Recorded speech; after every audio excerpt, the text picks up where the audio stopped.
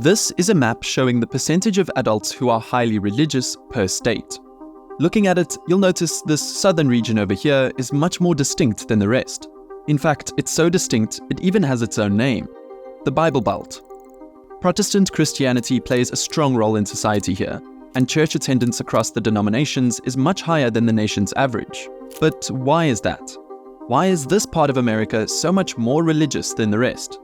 I mean, New England was literally founded by Puritans who thought Europe was too godless, and is now the most atheistic region in the Union. So what's happened? Well, to understand this religious flip-flop and the intensity of it in the South, we need to go all the way back to the beginning. And I mean back to the literal founding of the 13 colonies themselves, with the first one being Jamestown, Virginia in 1607.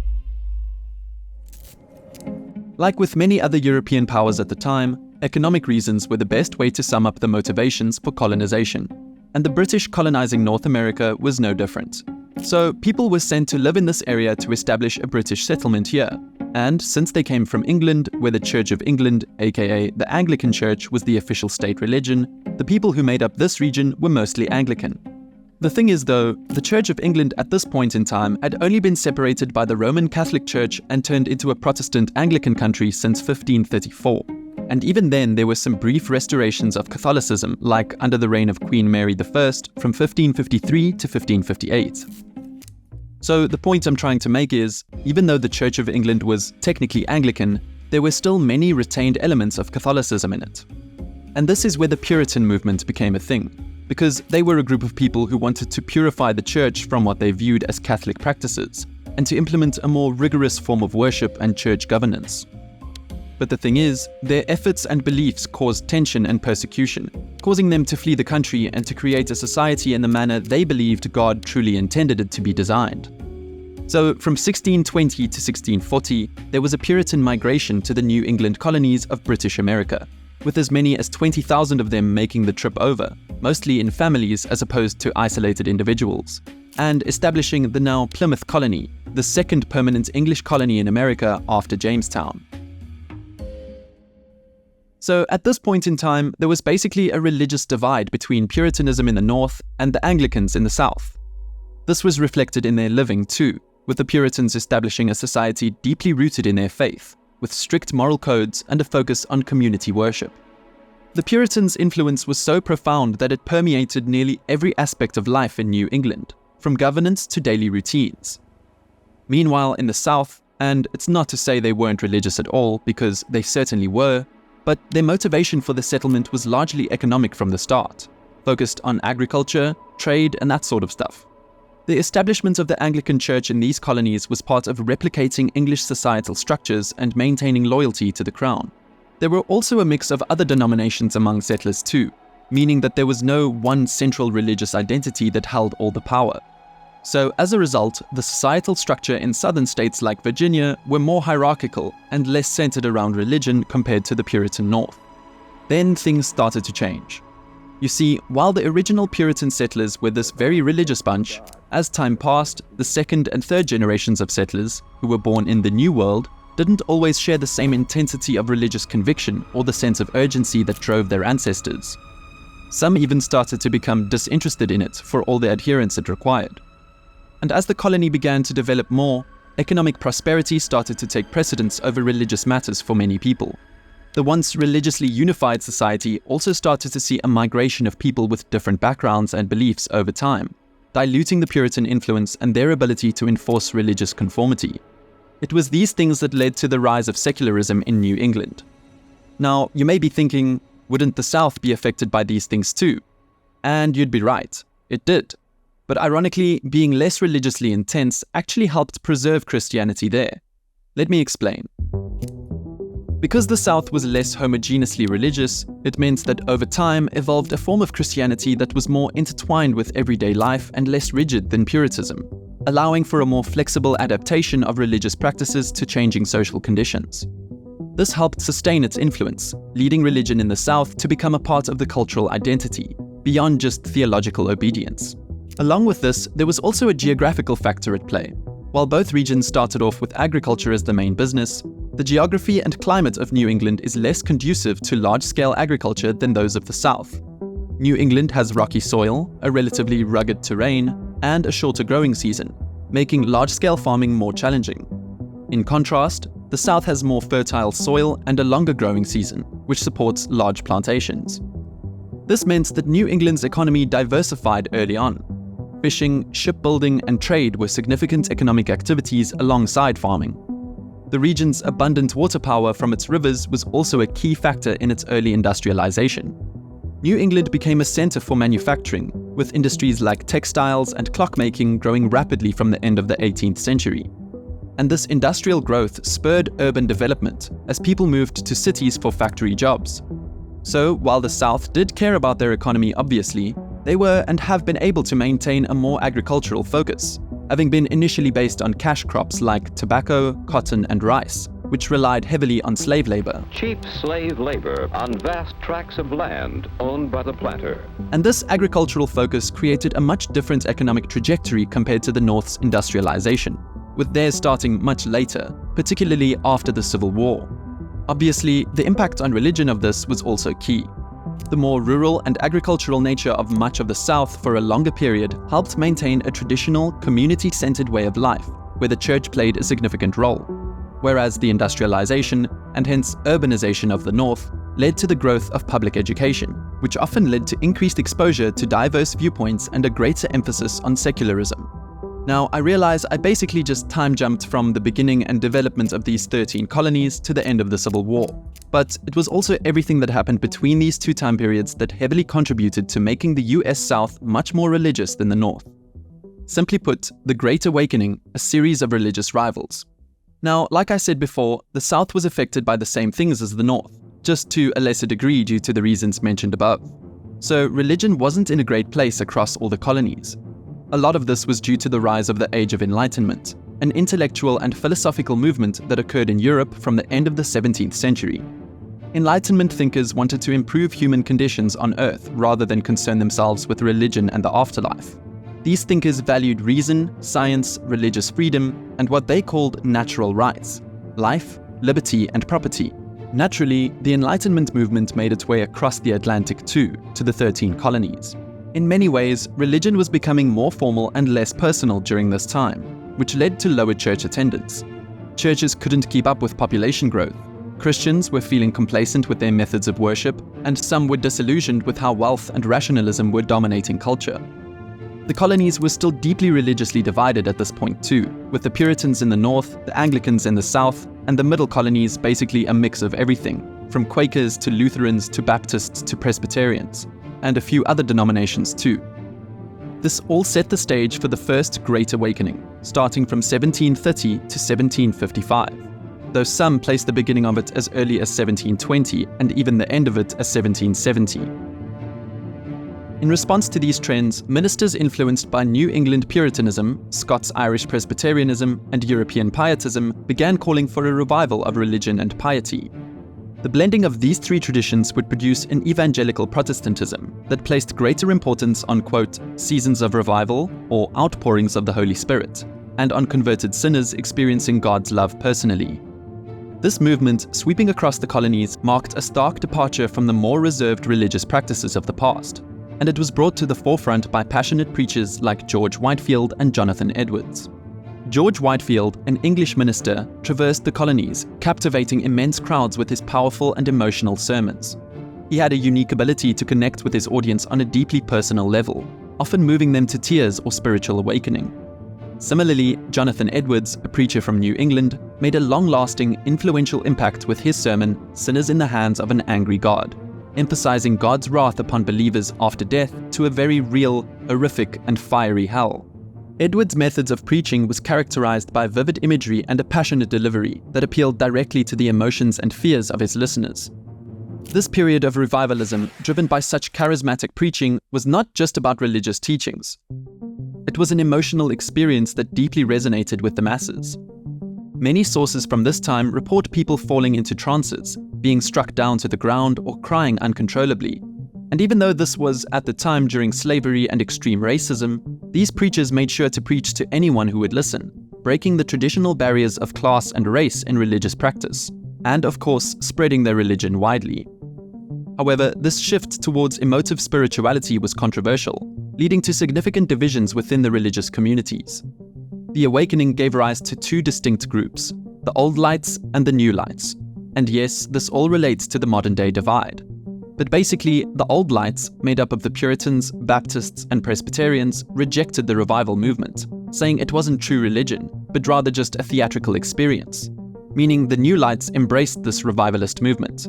They viewed the emotional experiences and passionate preaching as genuine manifestations of divine power and a necessary revival of true Christian faith. As you might have guessed by now, in the North, the Old Light were strong enough to largely maintain their hold. Meanwhile, in the South, the New Light, aka evangelicism, took off like wildfire. The Baptist and Methodist churches became dominant here. In these churches, there was less reliance on religious authority all the way through. While the Old Light churches thought that extensive education was necessary to interpret the Bible correctly, the New Light ones were more inclined to say that its meaning could be understood by anyone. If you were a farmer back then and felt called to preach and could gather a congregation, then you're already a minister. So there were a lot more Baptist preachers than any other denomination. And the South at this time was very rural, so this idea appealed strongly to people who might not have regular access to a church. This, combined with the inclusive message of offering salvation to all regardless of social status and race, resonated deeply in the hierarchical society of the South. These denominations grew rapidly in the South, establishing a strong evangelical presence more fully into the daily lives and identities of people across different social classes. In the North, even with the rejection of the movement, its emphasis on personal experience and questioning of authority in religious matters laid early influence for individualism and a questioning attitude in the North, which, combined with the region's focus on education and commerce, gradually led to a more secular society. That was just the first Great Awakening too. There were still two, arguably three more after this. By the time the Second Great Awakening started, which was in about 1795, the United States had already officially become an independent country.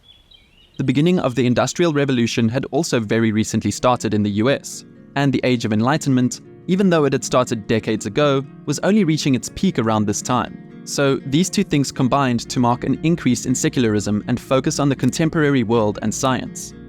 While the First Great Awakening focused more on existing members of the church, the second focused on attracting new members. So to re-engage worshippers and attract new members, evangelical denominations again began to hold active, energetic tent revivals where faith was renewed. The earliest of the tent revivals focused on the Appalachian frontier, but they quickly moved into the area of the original colonies. These weren't small revival meetings either. Thousands would meet up at a time. Revival meetings were not restricted to the frontier or to white people though. In many areas, particularly the South, black people had separate revivals at the time. The Baptists and Methodists often worked together in these revivals, with both religions believing in free will with personal redemption. The Baptists were highly decentralized with no hierarchical structure in place, and preachers lived and worked among their congregation, while the Methodists, on the other hand, had more of an internal structure in place. They had people traveling on horseback all over, converting people to the Methodist faith, and it paid off. By the 1840s, the Methodists were the largest Protestant group in America. Just to put all these efforts into perspective, they grew from 58,000 members in 1790 to 258,000 in 1820, and then to 1,661,000 by 1860. This growth factor of over 28 times in 70 years outpaced the national population growth, which increased by a factor of just 8 during the same period. The most significant revivalist in this area was the Presbyterian minister Charles Finney. A key change he made was in promoting mass conversions during revival meetings. No longer were individuals converting alone. Instead, they were joined by neighbors, converting en masse. In 1839 alone, Finney preached in Rochester, New York, and made an estimated 100,000 converts. But the Second Great Awakening ended in 1840 due to the deep culture of slavery in the South, leading to the division of northern versus southern religious sects during the 1830s and 1840s. In fact, in 1845, Southern Baptists split from the National Baptist denomination in the US and established the pro-slavery Southern Baptist Convention, as they interpreted the Bible as supporting slavery. In technicality, the Third Great Awakening actually started from 1855, with the Civil War happening not much after this, from 1861 to 1865. and the eventual movement ending in the 1930s. It was also near the end of this movement when the term Bible Belt started to be used in media. This Great Awakening didn't really have a profound impact on the growth of Christianity in the South and the decline of it in the North as the first two. It was marked by a more promotion of social activism.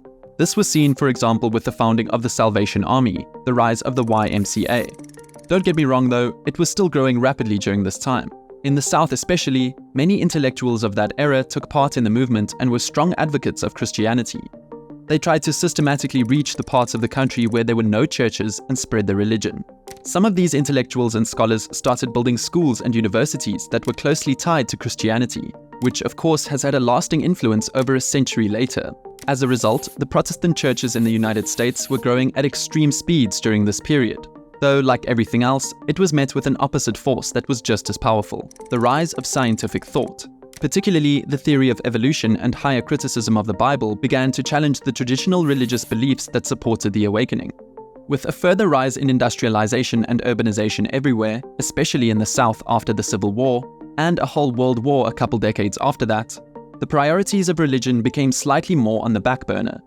This shift towards modernism and critical approach to religious texts gradually eroded the foundation of the Third Revivalist movement. So at this point in the timeline, there's been 3 Great Awakenings which created and heavily promoted evangelicism everywhere, especially in the South.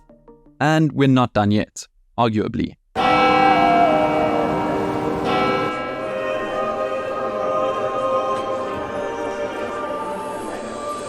While the concept of a Fourth Great Awakening is heavily debated among historians based on if it had an impact equivalent to the first 3 to warrant the same title, what it certainly did do was cement the South as the region of the very religious people in the US.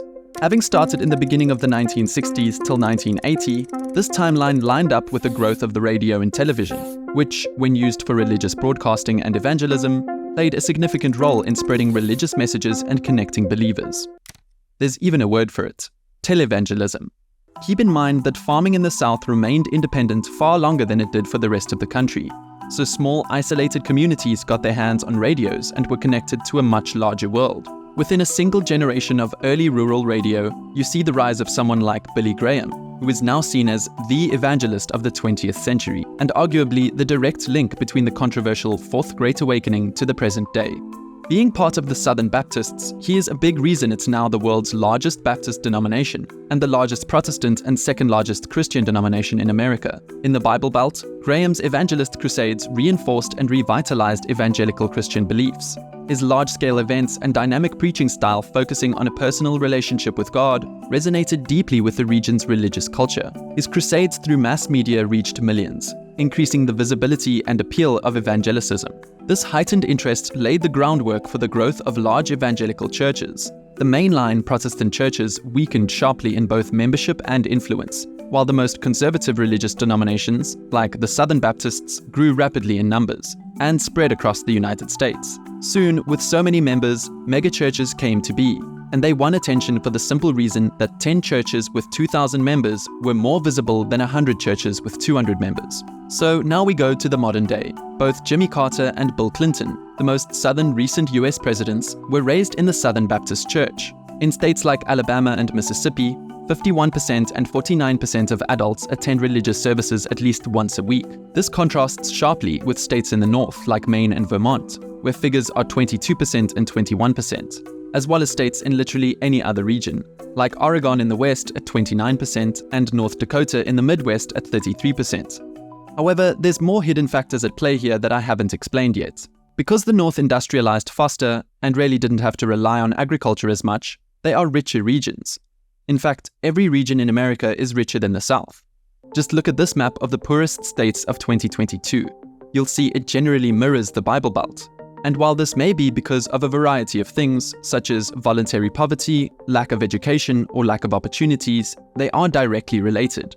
But the thing is, just like how Christianity has been on decline in the North for a long time, now it's in the entire US as a whole. And yes, that includes the Bible Belt. Christianity, the largest religion in the United States, experienced a 20th century high of 91% of the total population in 1976. This declined to 73.7% by 2016 and 64% in 2022. Ironically, the Southern Baptist churches, which, if you remember, weren't popular in the North, are declining in every region besides New England. That's right, it is literally the only region in the US where South Baptist churches grew. Overall, Christianity has been in decline in the US for a number of reasons, with some of them actually mirroring the same reasons that ended the Great Awakenings, such as a rise of rationalism and science, but also because of new factors like America becoming more multicultural and religion starting to get mixed more intensely with politics, which has disillusioned many people, especially the younger generations. An increasing number of Americans now identify as religiously unaffiliated, often referred to as nuns. And no, not those nuns. This group includes atheists, agnostics, and those who describe their religion as nothing in particular.